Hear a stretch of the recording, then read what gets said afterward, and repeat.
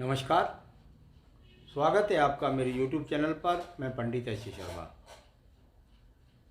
आज मैं बता रहा हूँ आपको कि जिन लोगों के जीवन के अंदर, चाहे उनका प्रेम विवाह है, चाहे उनका पारिवारिक स्थितियों से अनुरूप अनुकूल विवाह है, और उनके जीवन के अंदर बहुत कलेश चल रहा है, बहुत लड़ाई चल रहे हैं, बहुत विवाद चल रहे हैं,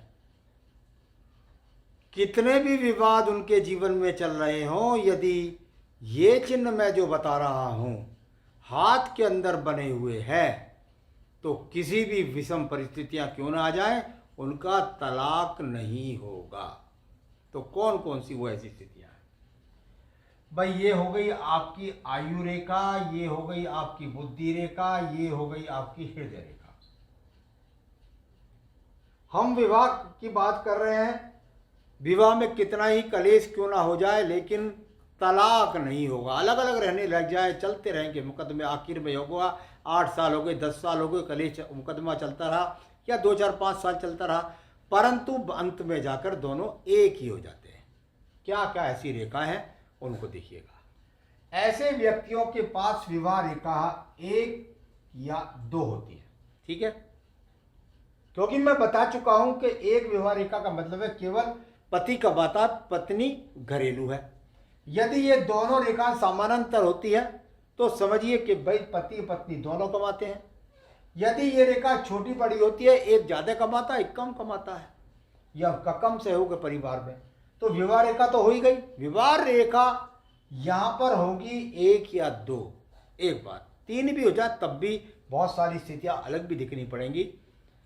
आपकी बृहस्पति की उंगली और उंगली के सेकंड और तीसरे पर्व यदि दोनों के दोनों स्पष्ट हैं, क्लियर हैं, किसी भी प्रकार का कोई बुरा चिन्ह, कोई माइनस रेखा, कोई एक्स का चिन्ह, कोई दीप का चिन्ह, कोई काला तिल इन दोनों पर्वों पर नहीं है, विवाह चलेगा। एक संकेत मिल गया, एक संकेत यहां से मिला, एक संकेत यहां से मिल गया। अब आइए शुक्र पर्वत पर। शुक्र पर्वत के पहले पर्व में यदि किसी प्रकार की माइनस रेखा, सिर्फ पहले पर्व में, यहां दोनों में, यहां पहले में, यदि इन दोनों के बीच में, इन पहले पर्व में किसी प्रकार के एक्स के चिन्ह, दीप के चिन्ह, काला तिल, यव का चिन्ह, नक्षत्र का चिन्ह यदि नहीं है, तो निश्चित रूप से समझिए कि तलाक नहीं होगा। यहां भी कोई चिन्ह बुरा नहीं मिला, यहां भी कोई बुरा चिन्ह नहीं मिला, तलाक नहीं होगा।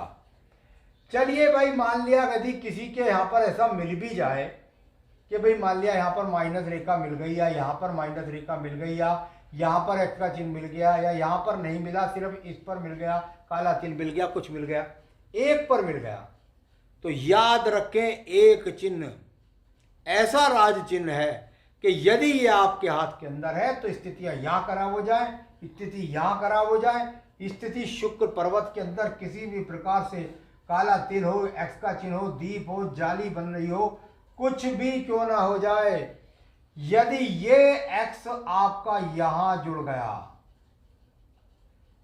इस प्रकार से,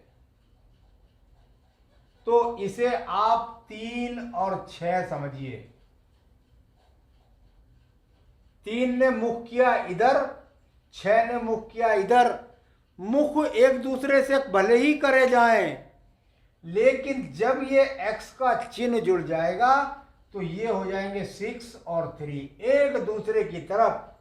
यदि ये यहां पर एक्स का चिन्ह जुड़ा हुआ है, किसी किसी के एक नहीं, यहां पर 2 भी जुड़ जाते हैं। कितने ही मुकदमों का सामना, कितने ही दिन झगड़े का सामना, जब तक ये चिन्ह यहां पर जुड़ा हुआ है तो किसी भी स्थिति में तलाक नहीं होगा। यानी इनके प्रेम संबंध कितने भी खराब हो जाए, भले ही इनका बृहस्पति भी खराब हो जाए, कैसे भी खराब हो जाए, और ये भी खराब है, ये भी खराब है, विवाद तो चलेंगे, झगड़े तो होंगे, कोर्ट कचहरी की रेखा भी यहां पर खींची हुई है, यहां भी एक्स या काला तिल है, भाई ये सब चीजें आएंगी।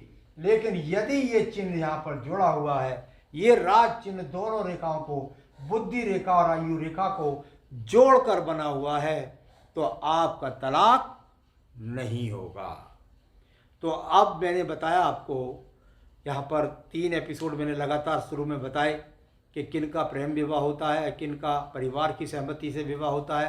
पिछले एपिसोड में मैंने बताया कि आपका प्रेम विवाह होकर रहेगा या एक तरीके से प्रेम विवाह के बाद तलाक होगा, वो बताया। लेकिन यहाँ मैंने बताया प्रेम विवाह हो या विवाह हो, आपका तलाक नहीं होगा।